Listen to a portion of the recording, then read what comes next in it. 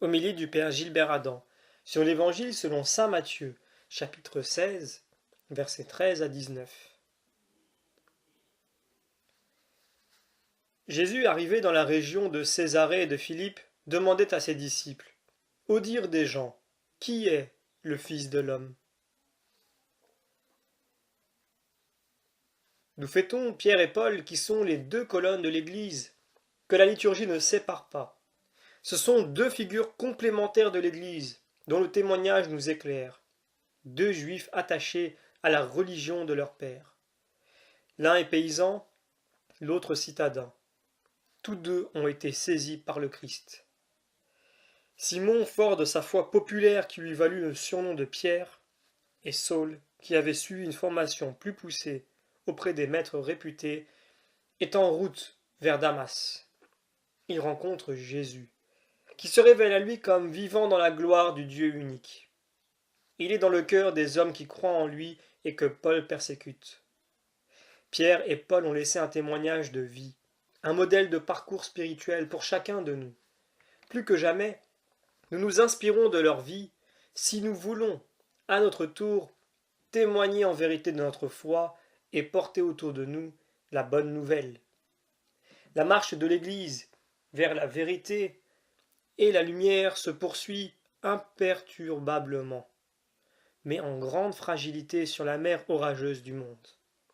Jésus a dit: Je te bénis, Père, tu as caché cela aux sages et aux savants, mais tu l'as révélé aux tout-petits. Nous sommes ces tout-petits, ces pauvres affrontés à un monde difficile. Avec Jésus, l'espérance et la confiance nous sont données pour avancer dans la grâce. Nous continuons la lecture de l'Évangile. Ils répondirent pour les uns Jean le Baptiste, pour d'autres Élie, pour d'autres encore Jérémie, ou l'un des prophètes.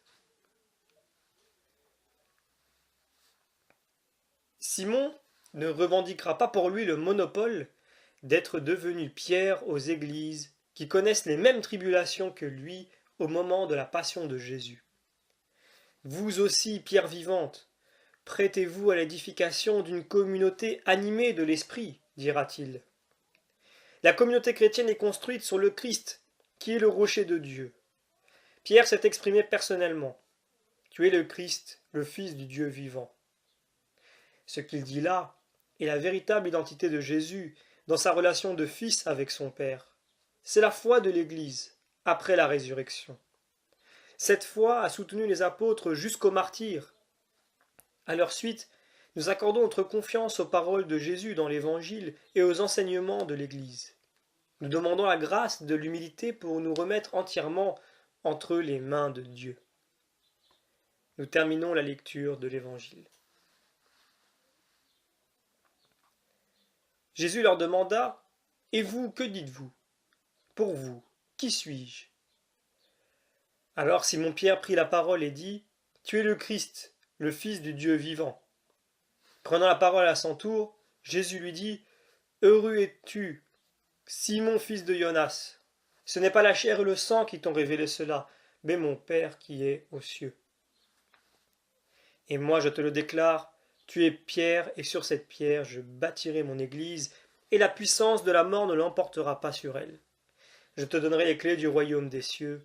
Tout ce que tu auras lié sur la terre sera lié dans les cieux, et tout ce que tu auras délié sur la terre sera délié dans les cieux. La profession de foi de Pierre sera une référence pour les disciples, un point de repère pour tous les temps. Pierre sera la référence pour les croyants. Grâce à lui, les croyants peuvent affirmer leur foi.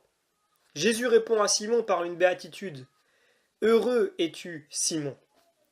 Il révèle à Pierre la portée de ce qu'il vient de confesser. Il a accueilli en lui la foi que lui donne le Père. C'est en vertu de cet accueil que Pierre est constitué par Jésus comme le roc de son Église. Jésus veut que nous ayons conscience que la foi vient d'ailleurs. C'est une fidélité à ce que nous dit l'Esprit Saint. Jésus confie à Pierre le mystère de son Église. Elle sera à la fois crucifiée avec lui et en même temps elle est ressuscitée avec lui. Pierre et Paul ont laissé s'exprimer la chaleur de l'amour, de la charité qui irradiait leur cœur. Ils ont laissé parler l'amour, c'est-à-dire l'Esprit Saint, et ils l'ont fait non seulement en parole, mais avant tout en acte. Pierre et Paul se sont ainsi retrouvés, embrasés par le même amour divin, et c'est cet amour qui les a poussés à se donner entièrement au Christ et à son épouse, l'Église. Nous demandons à Dieu la grâce de la douceur et de l'humilité de Jésus ressuscité.